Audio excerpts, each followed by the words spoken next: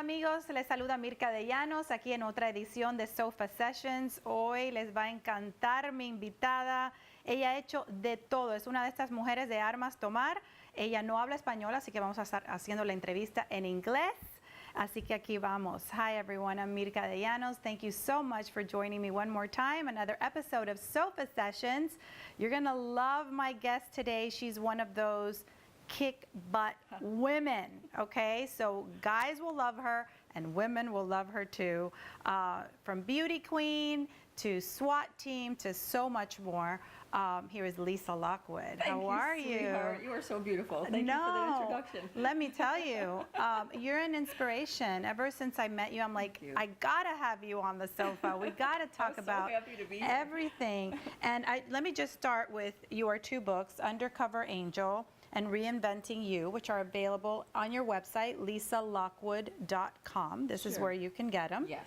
And they'll be autographed. Yes, that's the perk of it. I mean, you can go to Amazon, of course, and get the book, but if you go right through my website, you'll have an opportunity to get it personalized right to you. So I just want to dive right in. You're obviously a beautiful woman. Thank you. Now, you were in SWAT and did all this other stuff with a lot of men. Right. I'm going to start with the obvious question, which is, as a beautiful woman, how were you able to, you know, maybe erase that part so that they would take you seriously? Right, and it's not even so much about the physicality, you know, the exterior, it's the size, right? So you talk about the gender, absolutely, there were issues regarding that. I was in the military, so after the beauty pageant experience, I realized that wasn't, I went in because my mother entered me. She wanted me to get an education. I grew up on welfare on the south side of Chicago. I had a father who believed in corporal punishment. It wasn't an easy environment. 3 siblings were teenage moms, and 5 of the 7 kids were high school dropouts. Wow. So the impetus So for the odds were against you. certainly were, and the impetus for the beauty pageant in my mom's eyes was, let me get this one kid who's doing well in school an opportunity to actually go to college if she wins the pageant. So I competed with no training. So I didn't know anything about the pageant industry. I was working as a waitress when I graduated high school. But I did love acting, so when I competed, I just acted as if I belonged in that environment. And that's a tool that I give people all the time with my coaching. And you did well. So I didn't take the pageant. I didn't win the pageant, but I placed 25th out of 205 girls, and it built my self-esteem. So it was helpful in that regard. So that's why I'm an advocate for the platform of going to the beauty pageant industry. And then on the other hand, I said, now what? I wanted desperately to go to college because I believed that that was what I needed for success. And I joined the military. I actually enlisted in the United States Air Force. So I served 4 years. I was a heavy equipment operator. I drove tractor trailers and buses and wreckers, tow trucks and forklifts. Was that fun for you, or was it just a means to an end to get your education? It was, and I'm so glad you asked me that, because it was a means to an end, but I had to make the best of it, because it certainly wasn't what I had set out for my life. I didn't want to be, you know, over-the-road truck driver, but I also knew that if I put in my 4 years, so I had to make the best of it, and I'm one of those people who created an environment where it could be fun every single day. So, I mean, I valued that. I was an all-male squadron. I had 1 female supervisor. And one of the things that I love about you is the whole advocacy of women and empowerment and sticking together. Because I didn't have that. I had a female supervisor who suppressed me moving up the ladder. She thought, I'm the only woman here, and now this young beauty pageant girl is here, and I'm going to make it very difficult. And she did. But about a year later, she was transferred to another division, fortunately for me, and I was able to succeed based on my own merit. I was actually looked at based on the production that I had. And before I left the 4 years, I was nominated as Airman of the Year for my base, and I also won Air Force-wide. So again, it built my self-esteem. After that, I decided that's it. I wanted to go to college. Did you feel strong and empowered just by being part of the military? Yes, because here's the thing, and something that I would recommend for everybody. I wish that our country had it where you were required to at least go through a military boot camp after high school, because it teaches you not to be a victim. It teaches you to be accountable. It allows you to have some kind of pride and patriotism in our country. And of course, discipline. I mean, when you are on such a regimented schedule, you're able to incorporate that into your later life. So certainly there was some discipline in my home, but not in the form of making sure that you did things. Obviously with siblings who dropped out of high school, that discipline wasn't there. It was more of the stick versus the carrot. And that doesn't work. It doesn't work. Of course it doesn't work. Yeah, so with that, I definitely felt empowered when I left. I knew I was going to college, and then what next? I was actually married to a man who I loved, and I thought that he was the father figure I was looking for, growing up with 6 girls in my family. And what I later realized that he was extremely oppressive to me, and then later on abusive. And you know what, that's interesting also that you mentioned that part, and even though we can take a little bit of a sideline here, but as a woman that grew up in a home maybe with her dad who was that figure, Yes. and we think we want to go against what has hurt us, but many times we go towards it because there's a bet. familiarity to it. Yes. So you ended up with a guy maybe like your dad. Gravitated toward that, looking for somebody who was going to love me and care for me, and I misinterpreted his loving care with him being jealous when we were out in social settings, of him just worshiping and loving me so much that he would pick a fight with somebody if they looked at me the wrong way. Yes. And being naive and 18 How is it that years old. many women think that if someone's, I think there's a normal, healthy jealousy for the person that you love, but when it crosses a certain area, then that's... When you're going to fists with somebody, that's crossed the line. It certainly crossed the line. And even though I had red flags along the way, I kind of dismissed those. Of course. You were young and you wanted to be in love, and Yeah. I think, you know, we do that a lot. We tend to do that as women. We do. Yeah, and so what happened there? The marriage ended. So it did. So when I decided while I was going to college to become a police officer, it was my ticket out. I just thought to myself, I'm going to have a gun. I'm certainly going to be able to protect myself. And I'd feel a lot safer leaving him knowing that I had that police training. So soon after the police academy, I actually filed for divorce. And fortunately, everything went well. It really went better than I had thought, because he had threatened if I left him, he'd kill me, kill the next man in my life, or kill himself. And I had that burden hanging over me. So fortunately, it didn't happen that way. Fast forward to I am a police officer, and now I'm dealing with women. This is in what city? This is in Chicago. In Chicago. Rough place to be a Well, police I grew up officer. in Chicago. I grew up in Chicago. I went to Chicago Police Academy. I worked with Chicago on a lot of joint operations. And I also, the reason that I say that I worked in Chicago is because of the joint operations, but I wasn't actually a Chicago police officer.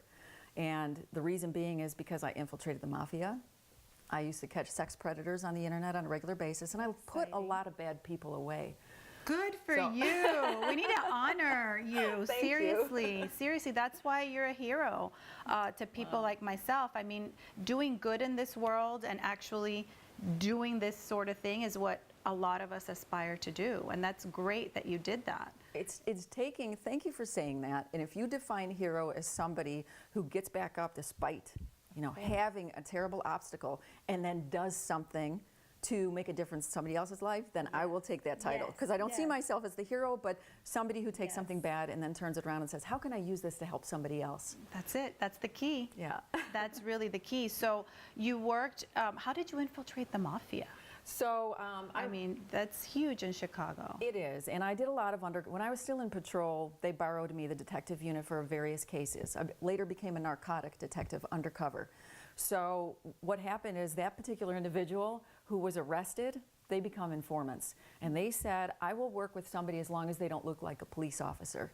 So in walks Lisa Lockwood. I get the phone call, can you come in to work on my day off? We have an individual here that says he's willing to go undercover and infiltrate the mafia, but the person that he goes with cannot look like a police officer. So it's you. And it's me. So dress like you were going to go to a nightclub, just to make sure. So when I did walk in the door, his jaw dropped and he said, she's not a cop. Yes, I will work with her. If you're telling me she's a cop, then yes, I feel very safe. And my undercover as that was a stripper. So the bad guys thought I was a stripper. You had to act as a stripper. I had to pretend I was a stripper for that role, and it was a fencing operation, and we went inside, and I had to do that role a few times until we got a search warrant. Then I threw on my SWAT gear and actually stormed it. This is like in the TV shows, like you have lived this actual role. Yes. I mean, so what we see on TV sometimes, is it true to life?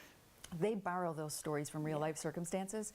And I would bet the TV show Chicago PD, I don't know if you watched that or not, but Sophia Bush, a lot of what she does and in her character is a parallel to my life. If people were to read Undercover Angel and see that, I was a firearms instructor, I was a master marksman, and then I got on the SWAT team as the first woman ever. First woman on the SWAT team. I mean, that's amazing. That's it was, amazing. but I worked for it, I earned it. It had nothing to do with the fact that, you know, that, oh, we should have our token female. It wasn't that. Yes. I was a very aggressive police officer, and I had more felony arrests in my first 3 years on the department than guys who had been on for 7 years. And we were single unit vehicles. It wasn't like I had a partner in my squad car. Wow. I was out there strumming up my own business, looking for criminals and making cases based on that. So they saw I was aggressive. They certainly the feather in my cap was being an expert marksman, master marksman and firearms instructor. So you got to shoot You need a that lot of skill. people, right? If they need to be shot, I was prepared. You were the one. You were the woman. So as far as your duties on the SWAT team, what sort of exciting things were you a part of there?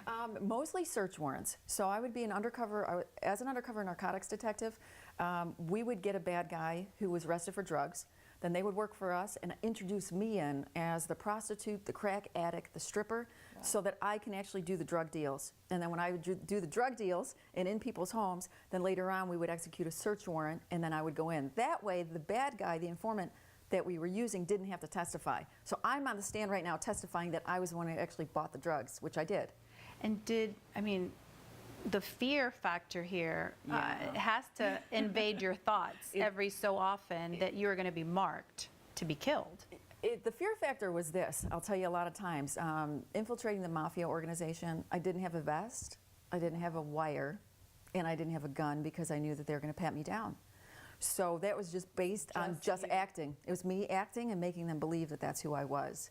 So unfortunately, they asked me if I was a police officer while I was there undercover. And I'm not going to tell you the result of that. That's in my book. And we'll just go from there. That's an Undercover Angel. Undercover Angel, guys. So you got to get this book and see exactly what happens there.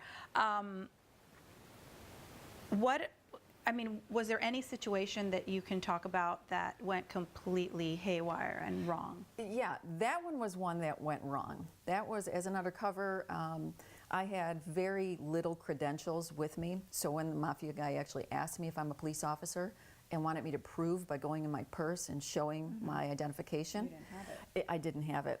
Of course. And then I was sent out of this establishment with the informant left behind in a warehouse to go and retrieve it. And I had a van full of SWAT guys wondering why I had left the target area with the informant behind. It's just such a dangerous, What goes situation. on through your head? To abort, that was what went through my head. I have a chance right now for my personal survival is to abort the mission and not go back inside and leave and hope that the informant just comes out looking for me. Or go back inside and hope that the informant did not narc me out and tell them while I was gone, she's a cop. Yeah. So either way it was, I go back in and get killed, or I leave and my informant gets killed because I'm not there anymore. So I decided to go back in.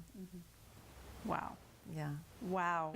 That's all I could say is, wow. I know that I'm at a loss for words. That's amazing. And I was disciplined for that later. I mean, I was disciplined from all the seasoned police officers, the commander of investigations, who said, wrong move. There is no amount of money in any case for you to go in and put yourself in grave danger, just because you had screwed up and didn't have what you needed, your identification, et cetera. So it was a lesson learned. Would I do that today? No way. I really value my life. Not that I didn't then, but I felt like I was leaving the informant kind of hanging, without any support. So. How long did you do this for, and why did you say, okay, I'm done with that part of my life? I was a patrol officer for 4.5 years. I was on SWAT for 5 years, and I worked undercover for 3 years. While I was undercover and SWAT, it paralleled at the same exact time. And I was about to be promoted to sergeant, and I had no desire to be a sergeant. I had done so many exciting things on the police department. Yeah, than to be sitting around in an office, right? In an office or out on the street, but all you're doing is you're disciplining police officers, you're running roll calls, and it's all administration, and that wasn't exciting for me anymore.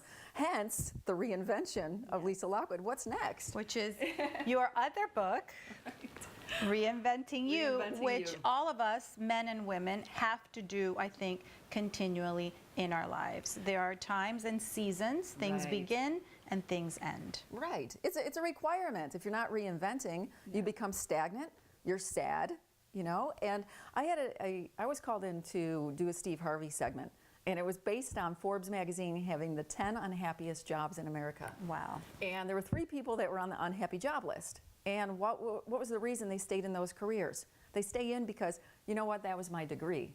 Yeah. They are staying in because I have a mortgage to pay. So even though they're unhappy, they have bills. And they stay in because maybe their parents wanted them to do that. They have so much pressure. It's sad to be in And that situation. It absolutely is sad. So it's like you need to have permission. People needed to have permission outside of themselves in order to change their career. Reinventing You is about give yourself permission to be happy, because that's what you're doing for a career translates into every area of your life. If you're not happy in your job, you're miserable in your relationship, you're miserable with your kids, you don't like where you are, your current condition, and it just carries over completely. So how about figuring out what to do? And the biggest question people have for me all the time is, I don't know what my passion is.